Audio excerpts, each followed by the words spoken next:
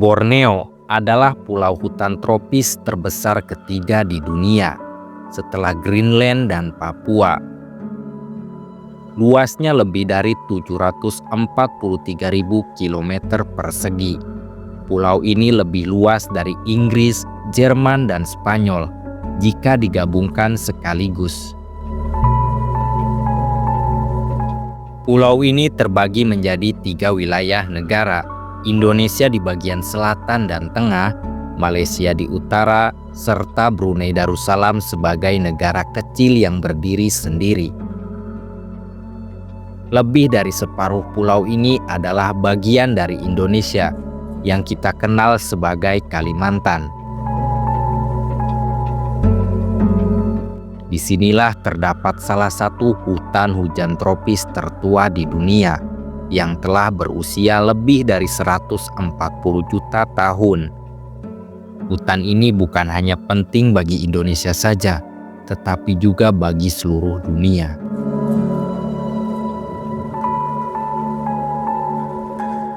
Kalimantan memiliki sekitar 15.000 spesies tumbuhan. Sekitar 6.000 diantaranya adalah spesies endemik, artinya tidak bisa ditemukan di tempat lain di bumi.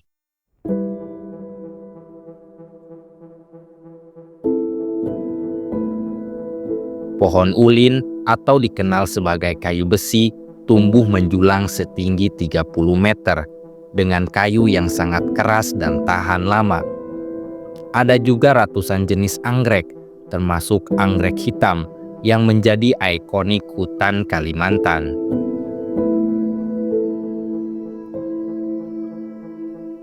Kalimantan adalah rumah bagi satwa ikonik dunia.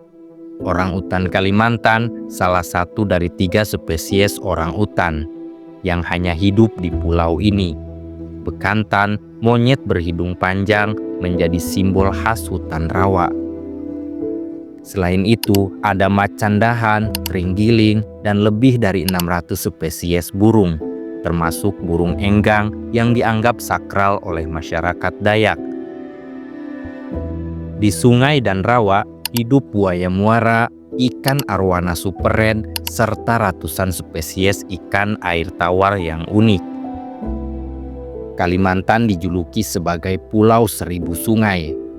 Sungai Kapuas di Kalimantan Barat dengan panjang 1.143 km adalah sungai terpanjang di Indonesia. Sungai Mahakam di Kalimantan Timur menjadi rumah bagi pesut mahakam, sejenis lumba-lumba air tawar yang kini terancam punah. Sungai-sungai ini tidak hanya menopang keanekaragaman hayati, tetapi juga kehidupan jutaan penduduk yang tinggal di sepanjang bantaran.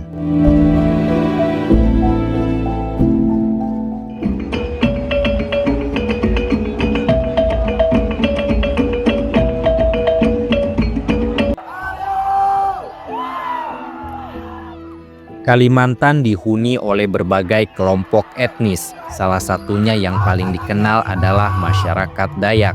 Bagi mereka, hutan adalah sumber kehidupan sekaligus pusat budaya. Tradisi rumah panjang, tarian, ukiran, serta ritual adat semuanya terhubung erat dengan hutan dan sungai. Hutan bukan hanya tempat tinggal, melainkan identitas yang melekat pada kehidupan sehari-hari.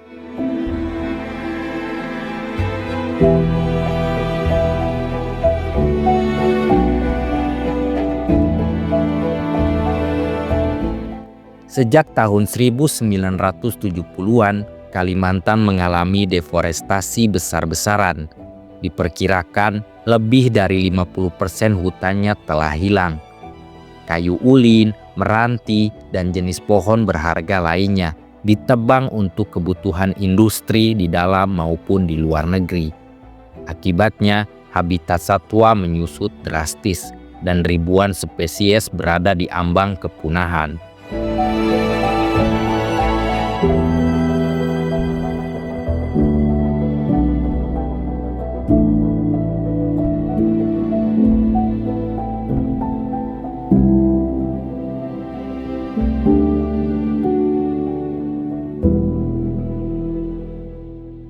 Salah satu penyebab utama hilangnya hutan adalah ekspansi perkebunan kelapa sawit. Dalam 30 tahun terakhir, jutaan hektar hutan tropis berubah menjadi ladang monokultur. Selain itu, tambang batu bara meninggalkan lubang-lubang besar yang sulit dipulihkan. Air, tanah, dan sungai menjadi tercemar. Masyarakat lokal kehilangan lahan pertanian, dan kualitas lingkungan semakin menurun. Setiap musim kemarau, Kalimantan dilanda kebakaran hutan dan lahan. Asap pekat tidak hanya menyelimuti Kalimantan, tetapi juga menyebar hingga ke Malaysia dan Singapura. Kebakaran ini sebagian besar disebabkan oleh pembukaan lahan dengan cara membakar.